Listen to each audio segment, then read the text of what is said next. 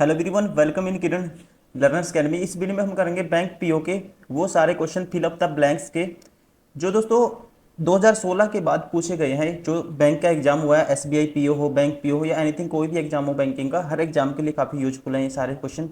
ठीक है, और ये क्वेश्चन पूछे गए हैं और आए हैं, और इसी कॉन्सेप्ट पे आपको आने वाले एग्जाम में भी क्वेश्चन देखने को मिलेंगे। चाहे आप बैंक का कोई भी एग्जाम, किसी की तैयारी कर रहे हो, किसी भी एग्जाम की प्रिपेयर के लिए आपको अपने आप को प्रिपेयर कर रहे हो, आपके लिए ये क्वेश्चन बहुत ज़्यादा इंपॉर्टेंट है। ठीक है, तो इसमें करेंगे फिलअप द ब्लैंक्स के मोस्ट इंपॉर्टेंट 25 क्वेश्चन। और ऐसे ही हम हमारी जो बुक आती है इंग्लिश की, इसमें कर रहे हैं पूरा चैप्टर वाइज हम आपको करवा रहे हैं सारे के सारे वो क्वेश्चन दोस्तों चैप्टर वाइज। जैसे हर चैप्टर के 25 मोस्ट इंपॉर्टेंट क्वेश्चन जो लेटेस्ट क्वेश्चन है। तो चलिए इस वीडियो में स्टार्ट करते हैं। यहाँ बताना है जो बेस्ट फिट बैठेगा वो क्या आएगा। फर्स्ट क्वेश्चन है, banks are finding it difficult to dash to the customers. ठीक है, देखो, bank are finding it difficult to dash to the customer. देखो यहाँ पे दोस्तों जो मीनिंग निकल के आता है, बैंकों को बहुत ही डिफिकल्ट हो रहा है कोई चीज़ क्या करने में, सोल्व करने में, हम कह सकते हैं। तो यहाँ पे जो आएगा वर्ड जो फिट बैठेगा, ये बैठेगा रीच आउट। रीच आउट का मतलब होता है, रीच आउट दोस्तों ये फ्रेज है, इसका मतलब होता है difficult to deal with something. अब देखो बैंक में क्या आते हैं, कस्टमर आते हैं, कस्टमर के साथ जो कनेक्शन बैठाना, कस्टमर के साथ जो कनेक्ट होना, तो वही तो डिफिकल्टी होगी। तो इस यहाँ पे जो फिट बैठेगा ये बैठेगा रीच आउट। तो banks are finding it difficult to reach out to the customers. Right answer होगा option first. Question number 2, the issue of the protection extended to the jute industry test prominently. अब यहाँ पे जो fit बैठेगा वो आपको बताना है। देखो फ्रैक्चर्ड का मतलब है दोस्तों जो खंडित हो, ठीक है, जिसके टुकड़े हो, ये यहाँ पे नहीं आएगा। फीचर का मतलब किसी चीज़ के अलग अलग फीचर होते हैं, ठीक है, वो यहाँ फीचर भी नहीं बैठेगा सही। डिस्कस्ड का मतलब दोस्तों यहाँ डिस्कशन की बात नहीं हुई है। ठीक है, स्लिप्ड का मतलब कोई चीज़ फिसल जाना, ये भी नहीं आएगा। तो बचा कौन सा, ये आएगा सैलियन। इसका मतलब होता है दोस्तों जो कोई नोटिसिएबल इंपॉर्टेंट। तो यहाँ पे जो इशू है, the issue of protection extended to the jute industry dash prominently. Prominently का मतलब क्या होता है, मतलब कोई इंपॉर्टेंट होता है, इसका मतलब महत्वपूर्ण ढंग से हिंदी में बोल सकते हैं इसको। ठीक है, जो दोस्तों प्रोटेक्शन का जो इशू था, वो जो जूट इंडस्ट्री थी उस तक एक अच्छी तरह से क्या बढ़ाया गया।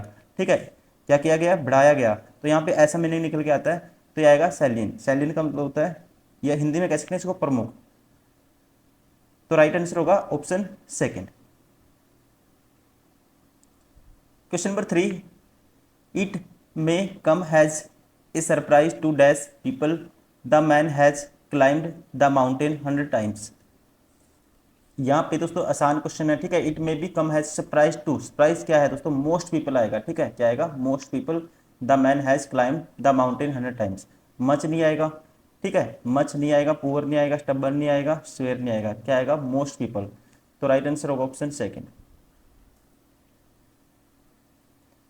Question number 4, all trade and industrial bodies have dashed the fact that the high duty was leading to the gold smuggling।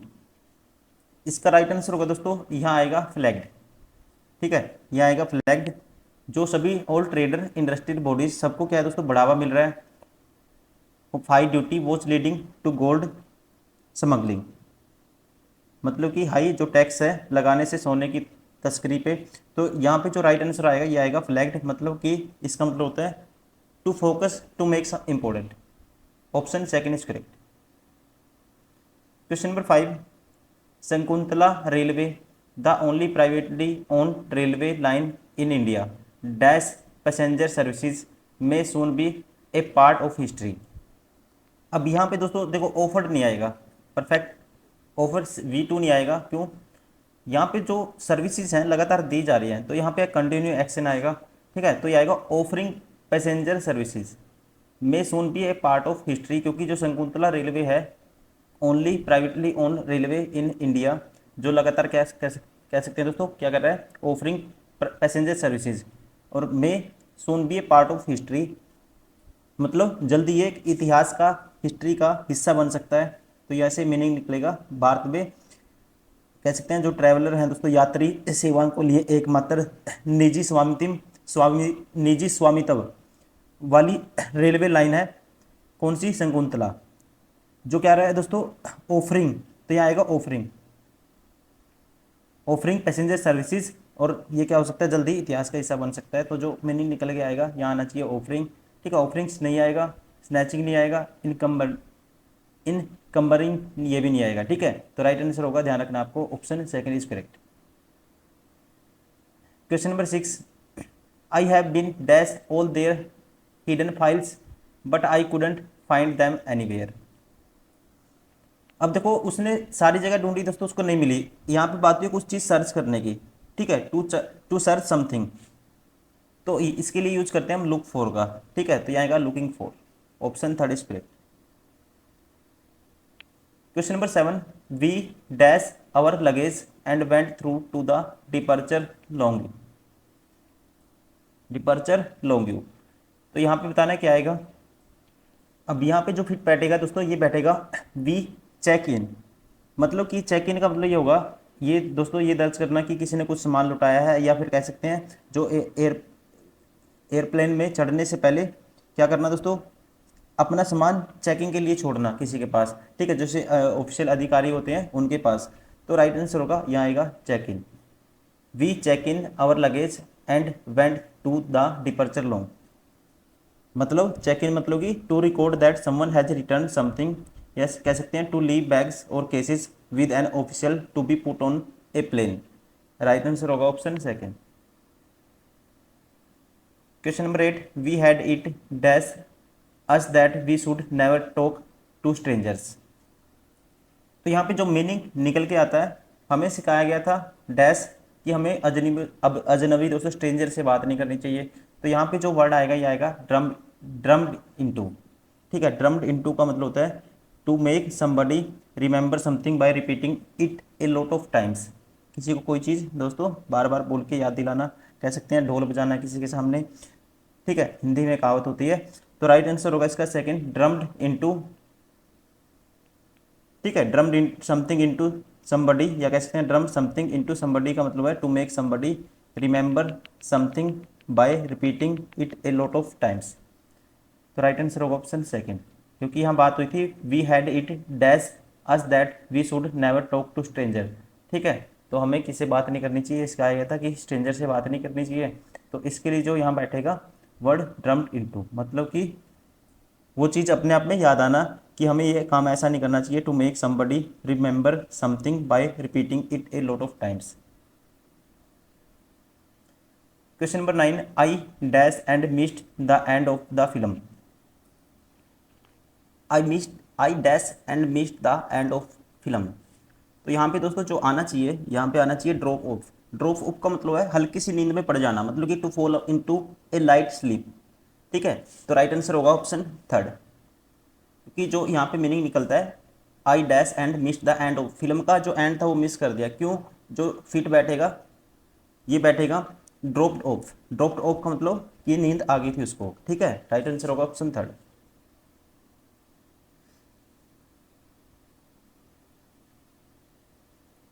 Question number 10, there was a note a dash in the house when they announced their engagement, यहाँ आएगा दोस्तों right answer होगा, यहाँ आएगा option 4 dry eye.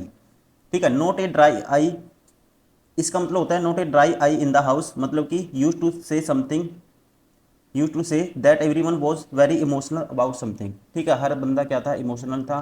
ठीक है, तो यहाँ पे जो मीनिंग निकलेगा there was not a dry eye in the house when they announced their engagement. ठीक है, सभी के सभी क्या थे, बहुत इमोशनल थे। ठीक है, तो राइट आंसर होगा option 4। Question number 11, of all the social institutions the family is the most active and successful in dash young people, इसमें हमें फिट करना है। देखो इन द, इसमें कहा गया है in the given sentences a blank is given indicate that something is missing from the given four options a b c d, a combination of words would fit in the blank thereby making it grammatically and contextually correct. Select the option has answer if all the given combination fit perfectly, then select all fit has the answer, and if none of the given option fit, then select none fits of your answer. Note each word in the correct combination must independently fit in the blank. इसका दोस्तों ध्यान रखेंगे, right answer होगा इसका, देखो all the social institution, all the social institution, जितने भी दोस्तों सोशल इंस्टीट्यूशन है उसमें सारी की सारी फैमिली क्या है दोस्तों, एक्टिव है। The family is most active and successful in dash young people, ठीक है, सक्सेसफुल इन क्या होगा दोस्तों, enrolling young people and motivating young people. तो राइट आंसर ये sorry guiding young people and motivating young people. तो right answer होगा इसका ऑप्शन सी डी आएगा, option B is correct, option second is correct, जिसमें सी डी है वही option करना आपको, option second. Question number 12, financial service sector serves a strong source of growth for the economy has beyond the GDP that it generates, it also dash growth of the other business in the economy। अब यहाँ पे बताना है आपको क्या fit बैठेगा। अब यहाँ पे जो बात हुई है, देखो जो फाइनेंशियल सेक्टर सर्विसेज सेक्टर है दोस्तों, serve as a strong source of growth for the economy, और इसके अलावा beyond the GDP that it generates, ठीक है, कहता है जो फाइनेंशियल सेक्टर है ये क्या करता है, जो वित्तीय सेवा क्षेत्र है दोस्तों, अर्थव्यवस्था के लिए क्या है दोस्तों, डेवलपमेंट का एक मजबूत क्या है, स्ट्रॉन्ग सोर्स है। इसके अलावा जो जीडीपी है दोस्तों उसके अलावा अर्थव्यवस्था में क्या करता है, इकोनॉमी में, और अन्य दोस्तों जो व्यवसाय हैं, अन्य सेक्टर हैं, उनमें भी क्या करता है, योगदान करता है। तो यहाँ पे आएगा इट आल्सो, ठीक है, यहाँ पे जो फिट बैठेगा it also sustain growth of other business in the economy, ठीक है, ये फिट बैठेगा। ओपन डोर, मतलब कि ओपन डोर का मतलब क्या होता है, ओपन डोर का मतलब होता है टू क्रिएट एन अपॉर्चुनिटी, ये भी बैठ जाएगा यहाँ फिट।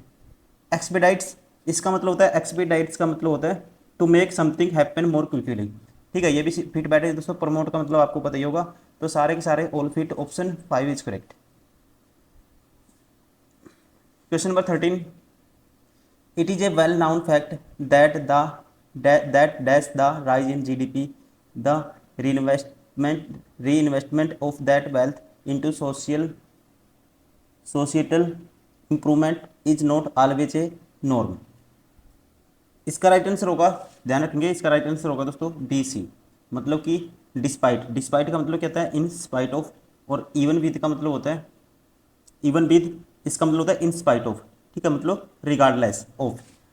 तो यहाँ बैठेगा it is well known fact that in spite of the rise in the GDP, ठीक है, यहाँ कंट्राडिक्शन की बात हुई है, the reinvestment of that wealth into societal improvement is not always a norm, ठीक है, और इवन विद भी आएगा, दोनों आएंगे, ध्यान रखेंगे, राइट आंसर होगा option 3। Question number 14, the right paperwork goes a dash way in getting your money to those you love. अब यहाँ पे the right paperwork goes dash way in getting your money to those you love, यहाँ पे दोस्तों further का use नहीं करेंगे, heavy नहीं आएगा, बिग नहीं आएगा, हाई नहीं आएगा, या तो फिर होना था यहाँ पे इन a big way, in a big way का मतलब होता है वेरी मच, बैडली, या कह सकते हैं इंटेंसली, और या फिर होना था गो a long way, go a long way का मतलब होता है टू हेल्प वेरी मच। तो यहाँ पे कुछ भी फिट नहीं बैठेगा, राइट आंसर होगा ऑप्शन 5।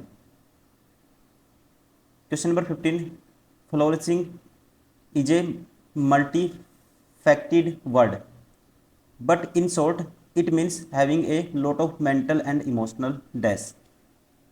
कहता है flourishing is a multifaceted word, दोस्तों जो फ्लोरिशिंग है ये क्या है, एक मल्टीफैक्टेड वर्ड है, कहता है, लेकिन but in A short it mean having a lot of mental and emotional, मतलब कि इसका अर्थ है बहुत अधिक मानसिक और भावनात्मक होना डैश। तो यहाँ पे जो बैठेगा दोस्तों कंटेंटमेंट का मतलब होता है इन ए स्टेट ऑफ हैप्पीनेस, और या कह सकते हैं सेटिस्फैक्शन, और वेलबींग का मतलब होता है एक बैठेगा wellbeing, the state of being comfortable या हैप्पी। तो दोनों वर्ड आएंगे यहाँ पे बी और डी, तो राइट आंसर होगा ऑप्शन 1, ठीक है। तो कह सकते हैं जो flourishing is A multifaceted word, but in short it means having a lot of mental and emotional contentment, और कह सकते हैं well-being. क्वेश्चन नंबर 16,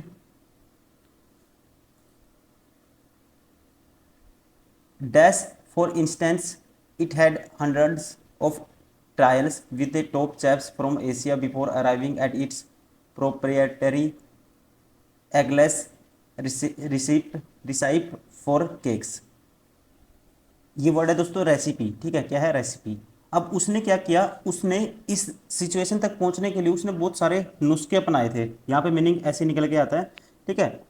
एग्जाम्पल के लिए कह सकते हैं केक के लिए अपने जो दोस्तों उसका क्या था, केक के लिए वो फेमस था बनाने के लिए अंडा रहित जो एग था, उस नुस्खे के था जो उसका मतलब कोई चीज़ किसी के लिए फेमस होना, किसी समथिंग के लिए उसने एशिया की दोस्तों जो एशिया के जो टॉप माने जाने वाले शेफ थे उनके साथ उसने क्या है कह सकता है 100 से भी ज़्यादा सैकड़ों, ठीक है, परीक्षण किए थे, मतलब कि एक्सपेरिमेंट किए थे.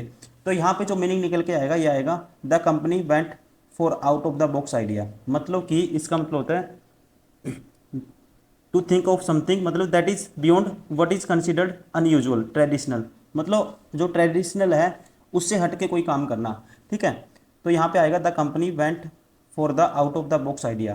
फॉर इंस्टेंस इट हैड, यहाँ तक कि it had hundreds of trials with top chefs from Asia before arriving its proprietary eggless recipe for cakes, ठीक है. मतलब यहाँ तक पहुँचने के लिए उसको कि वो बहुत बढ़िया वो चेफ है दोस्तों, अंडे बनाता है, इसका एक यूनिक है उसकी रेसिपी. वहाँ तक पहुँचने के लिए उसने उससे पहले उसने 100 एक्सपेरिमेंट किए, 100 टाइम्स उसने प्रैक्टिस की, हम कह सकते हैं. तो यहाँ पे जो मीनिंग निकल के आएगा ये वाला the company went for out of the box idea. इसका मतलब होता है that is beyond what is considered usually, ये यूजुअल ट्रेडिशनल और कन्वेंशनल उससे हट के कोई काम करना. Option 5 is correct. Question number 17, dash out of our product is a must, has more the sampling the better are the chances of customers getting hooked on to the product. अब यहाँ से जो मीनिंग निकल के आता है, यहाँ से कहता है of our product is a must, कहता है जो हमारा जो प्रोडक्ट है उसकी जांच पड़ताल करना दोस्तों क्या है जरूरी है बहुत ज़्यादा, क्योंकि जितने अधिक क्या होंगे उसके सैम्पलिंग होगी, सैंपल लिए जाएंगे, उतना ही अधिक पॉसिबिलिटी होगी कि ग्राहक जो कस्टमर हैं उससे जुड़ जाएंगे. तो यहाँ पे जो इसका राइट आंसर होगा दोस्तों यहाँ पे फिट बैठेगा option 5, educating customer about the feature and quality. मतलब कि यहाँ पे जो मीनिंग निकल के आता है कस्टमर को पता लगना चाहिए कि क्वालिटी कैसी है उस चीज़ की, कोई भी चीज़ है, ठीक है, उसकी क्वालिटी कैसी है, क्वालिटी बड़ी होगी कस्टमर ज़्यादा जुड़ेंगे. तो राइट आंसर होगा option 5, educating customers about the features and quality of our product is must, has more the sampling the better are the chances of customer getting hooked onto the product. Question number 18, dash fixed income products to save for their retirement will have to change their investment strategy now with interest rate on the same lowering drastically this financial year. अब यहाँ पे देखो बात क्या हुई है, जो लोग अपनी दोस्तों क्या कहते हैं, जो लोग अपनी इनकम है जो लोगों की, या कह सकते हैं जो लोग अपनी इनकम दोस्तों रिटायरमेंट तक पहुंचने के लिए जो सेव करते हैं और कुछ उसके लिए कुछ किस चीज़ का यूज करते हैं, कुछ प्रोडक्ट्स का यूज करते हैं, ठीक है ना. अब उन्हें अपनी दोस्तों जो उनकी इन्वेस्टमेंट है वो स्ट्रेटेजी है वो बदलनी होगी, क्योंकि इस जो ये फाइनेंशियल ईयर है इसमें जो प्रोडक्ट है उनकी जो ब्याज रेट है दोस्तों, ब्याज दर है वो क्या होगी काफ़ी कम हो गई है. तो यहाँ पे जो मीनिंग निकल के आएगा इट पहला कहता है it looks like those who rely सोलेली on, ऐसा लगता है कि इसका मतलब है कि लोग क्या होना किस चीज़ पे निर्भर होना. It looks like those who rely on slowly on, मतलब कि ऐसा लगता है कि लोग पूरी तरह से इस पर निर्भर हैं, डिपेंडेंट होना समथिंग के ऊपर. तो यहाँ पे जो फिट बैठेगा पहले ही बैठेगा it looks like a those who rely slowly on fixed income products to save their retire investment will have to change their investment strategy, उनको चेंज करनी होगी with interest rate on the same lowering drastically this financial, क्योंकि क्या होगी दोस्तों ब्याज दरें कम हो गई है. तो राइट आंसर होगा option first. Question number 19, dash over the years the renewable energy has become cheaper and is set to replace conventional energy. अब जो रिन्यूएबल एनर्जी है वो क्या हो गई है दोस्तों, मतलब कि सस्ती हो गई है, और जो दोस्तों क्या है कन्वेंशनल एनर्जी है उसका जो स्थान है उसको रिप्लेस करने के लिए तैयार है। तो ये क्या है, अपने आप में स्टेटमेंट है, ठीक है, ये क्या है, अपने आप में स्टेटमेंट है। तो हम कह सकते हैं ये क्या है, expert are the opinion that, expert का क्या है, ओपिनियन है, opinion over the years the renewable, over the year की बात हुई है, देखो over the years renewable energy has become cheaper, ये सस्ती हो जाएगी और इसका स्थान कौन सी लेगी, कन्वेंशनल एनर्जी लेगी। ठीक है, तो जो फिट बैठेगा best option third. Question number 20, the dash the party in power was making concerted efforts to double the income of the farmers by asking scientists to tackle the challenges being faced by the agriculture sector। अब क्या है दोस्तों, जो party है ये agriculture में जो सामने आएंगी, जो डिफ़िकल्टीज आएंगी उनसे निपटने के लिए नई साइंटिस्ट को क्या कर रही है, अपॉइंटमेंट कर रही है, ताकि किसानों की जो आय है फार्मर की वो डबल करने का प्रयास हो रहा है यहाँ पे। ठीक है, ये हिंदी में इसका मतलब है, सिंपल लैंग्वेज में। तो यहाँ कौन सा फिट बैठेगा ये आपको बताना है। अब पहला कहता है many scientist were recruited recently by the state has, बहुत सारे साइंटिस्टों की हाल ही में जो राज्य है स्टेट में नियुक्ति की गई, उनकी अपॉइंटमेंट की गई।